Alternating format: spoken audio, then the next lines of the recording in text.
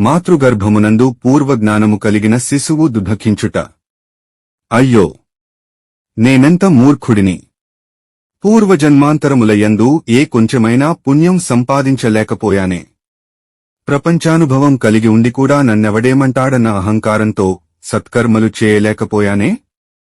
నా స్వార్థం కోసం పరులను వంచించే కార్యాలు, కర్మలు మాత్రమే చేశాను.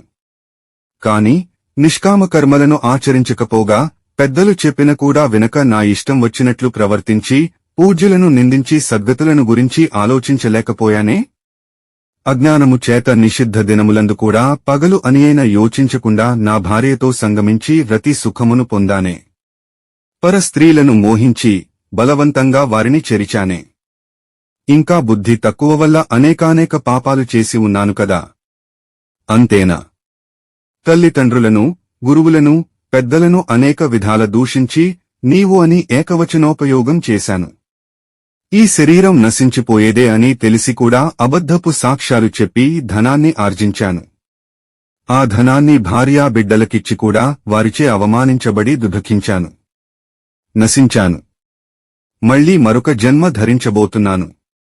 ఈ జన్మలోనైనా జ్ఞానము కలిగి సద్గురువు యొక్క పాదపద్మములు ఆశ్రయించి సాంఖ్య, యోగ, భక్తి మార్గముల ద్వారా పరమాత్మను ధ్యానిస్తాను.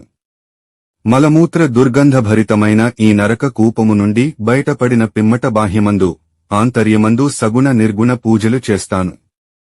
ఇక ముందెప్పుడూ పరమాత్ముడిని మరువను. ఇక నేను ఈ మూత్రద్వారము నుండి ఎప్పుడు బయటపడుదునోగదా అని విచారిస్తుంటాడు.